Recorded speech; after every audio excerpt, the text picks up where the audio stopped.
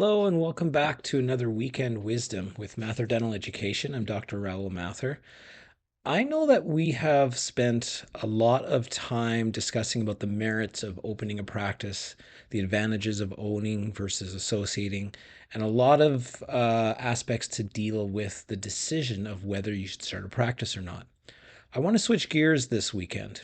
I want to flip ahead to that first year in practice. So you now have a completed, built out, beautiful practice, and now it's time to start your first year. And I want to discuss how to have a successful first year in your new practice. So, congratulations. You have a beautiful, brand new office located in a wonderful location.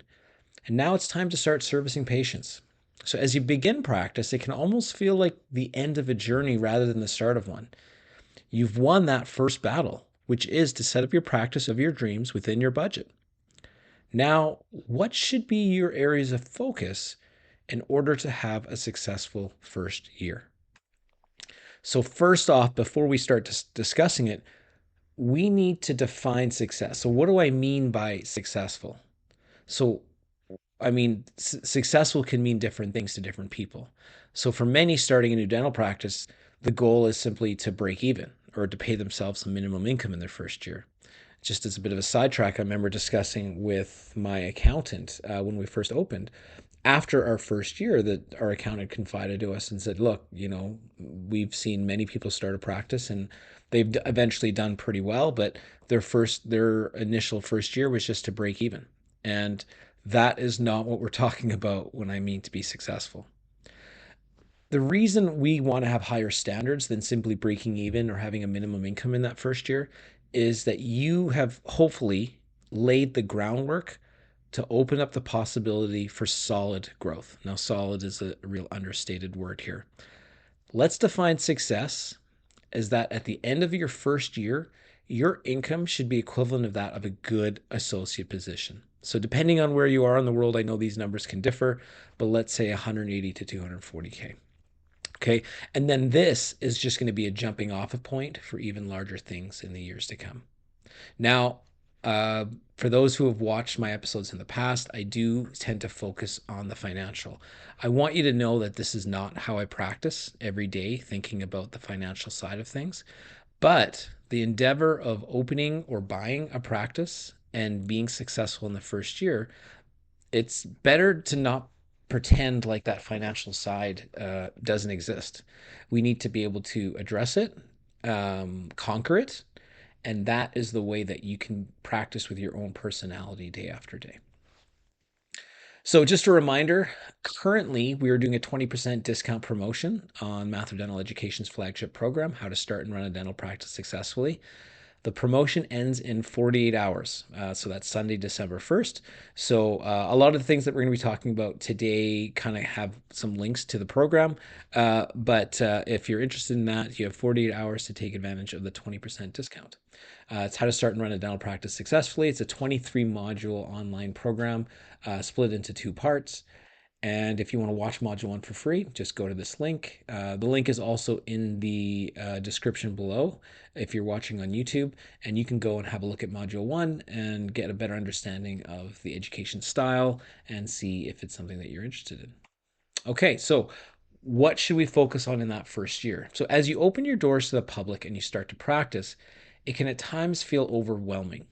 There are a million things happening, and it's difficult to know which aspects you should really zone in on. Let's discuss 6 main areas of focus for you as you begin your first year.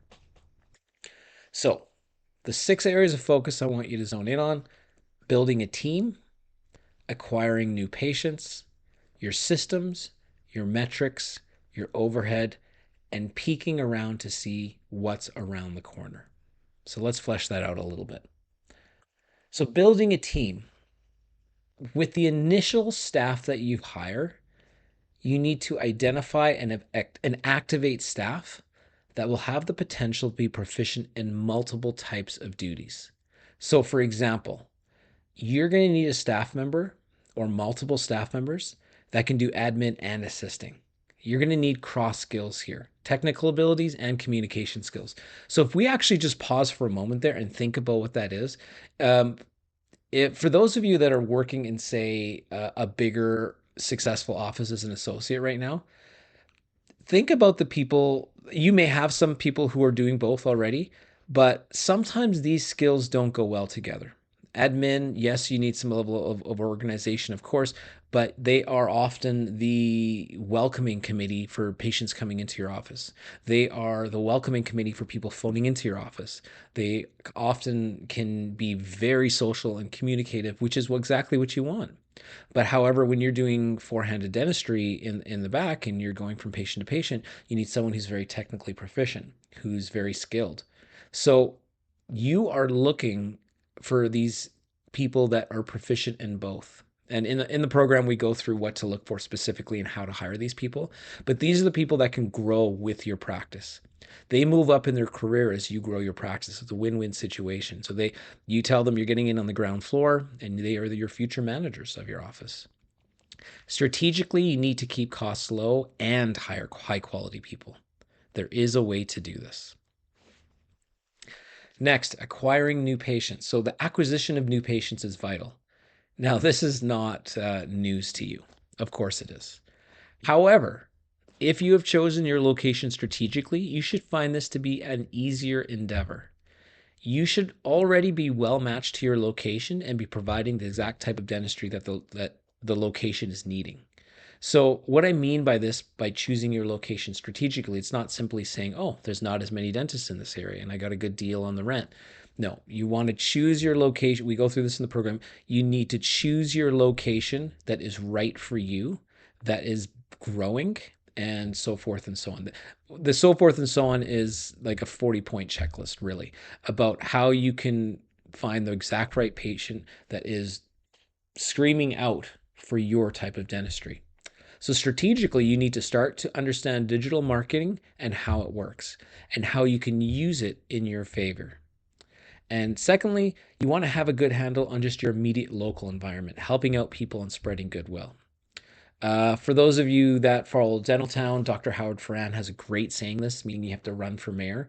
Now, for those introverts out there, don't let this turn you off. I don't mean running for mayor, meaning you're constantly running around selling.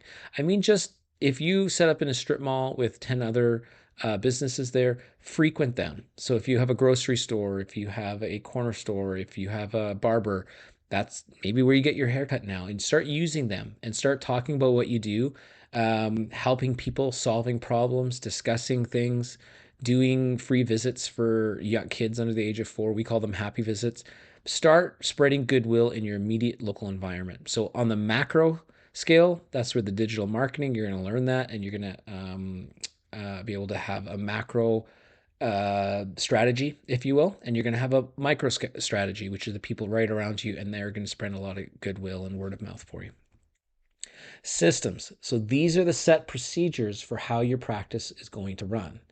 You will want them to be written down and at first, maybe even attached to a clipboard for your staff members to check off as each item within a system is completed. Systems dictate how you take patients through your office, remind patients of appointment, collect accounts receivable, etc. Healthy systems dictate how smoothly and efficient your practice is running.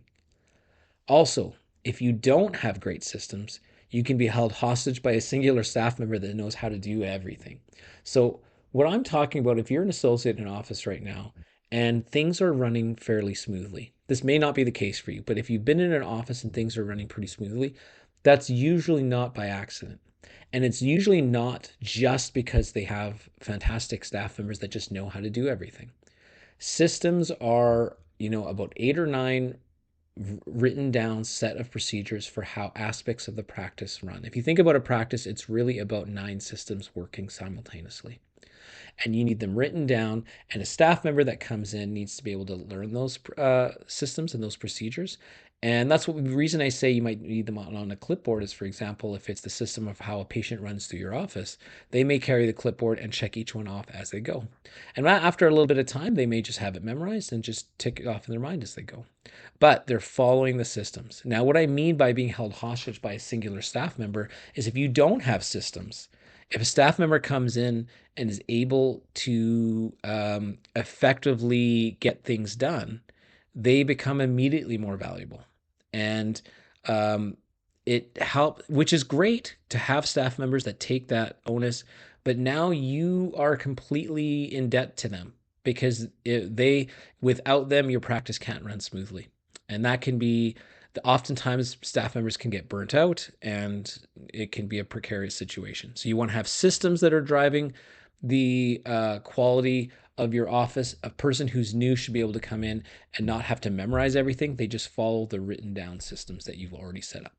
Of course, there's more on this that I take you through step by step for each system in the program. Metrics. So, definition of metrics, just simply a method of measuring something. So, I'm not sure. I've talked about it in a few episodes prior.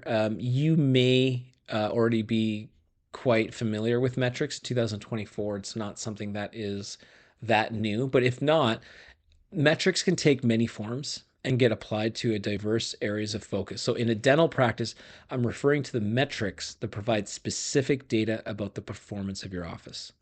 So, tracking the right metrics can help guide your decision making. In the past, dentists would often make decisions based on feel or what's the cost. By identifying and tracking the most important metrics, you'll always have a good handle on your practice. And if you can understand metrics, then you can learn the profit formula. So in the program, I discuss about what the formula is for profit in a dental practice.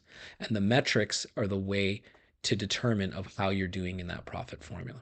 It can simplify things and it can give you the right, it can make sure that you're focusing on the things that actually affect your practice. It can make sure that you're focusing on the things that matter.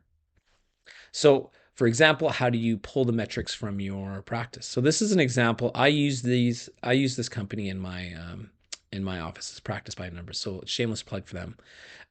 My wife has it in her practice as well. So this is Practice by Numbers. This is a picture from their website. This is not from one of my practices, but this is an example of a dashboard. So, for example, if you're using, it works with pretty much almost all of the practice management software. I'm using Open Dental for my offices, but this one, it pulls the raw data from your practice management software and it can put it into various forms. Now, this doesn't have a lot of the metrics here, but this is an example of what the dashboard can look like.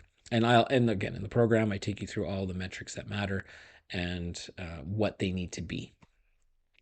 Overhead. So this is a term that's used quite loosely, but just loosely definition, the costs and expenses of your practice. So production and revenue is important, but keeping your overhead expenses under control is equally important. There are times when you'll need to have a strategy of reducing expenses, and there'll also be times when the only reasonable way to reduce overhead is to produce more. So, uh, you know, overhead strategy, again, go through it in the program, but this is one of your 6 primary focuses in that first year. As a dentist, you are going to have people dropping in every single day selling you something. Again, to refer back to Howard Farran, bigger, better, faster is a term that I love that he uses, saying that if someone's selling you something, um, it's got to make sure that it's making your dentistry better or faster. Sorry, cheaper, better, faster. It's got to either make what you're doing less expensive for you, it's got to increase the quality of your dentistry, or it's got to help you do it faster, which leading on from that makes it cheaper. Make sense? Anyways, there's a lot of overhead strategies that you can use to really focus on to make sure that you're keeping your expenses at bay. And just what is around the corner. So, rather than waiting to see what will be needed by your practice as the need arises, it's better to have the ability to look into the future and to see what is coming. This is the art of projecting. You'll need to create projections on a multitude of aspects of your practice, your staffing, your built out space, your future expenses, etc. Your ability to see what's coming down the pike will help you be better prepared for it. Now, there are a lot of things that you'll need to do projections for. I can give you an example. In your first year, you're going to start off your practice with your initial complement of staff, but you're going to need to know even before you are at the point, you're going to need to know what your next staff member that you're going to hire is. For example, you're going to say, when I hit this specific threshold of production, then I'm going to bring in a staff member part-time, for example, and this is how we're going to, because if you have an idea of how you're going to bring people in, you can do it efficiently, and then it can tie back to what we were talking about in terms of overhead and profit and so forth. You want to be built for success. A lot of the success you achieve in your first year is going to be due to the foundation you've laid during the build out process. So, for example, by having an efficient and effective layout, you know, it seems it seems like a something that's limited to the project phase of starting a practice. But if you have an efficient and effective layout, you're able to make your project cost less. Great.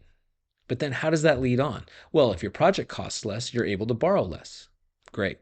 But if you're able to borrow less, then you're able to spend less each month in loan repayments. Okay. Well, if you're spending less each month, then your break even point is lower. Well, if your break even point is lower than your profit margin is higher. So there are multitude of things such as efficient and effective layout that you need to see the step over effect of how it affects you, not only during the project phase, but to really help you be extremely successful in that first year. Okay, that's it for me this weekend. I hope everyone has a great restful weekend. I hope you had some interesting cases this week. If you have any questions, please feel free to email me at mathurdentaleducation@gmail.com. I'm Dr. Mathur. Have a great weekend.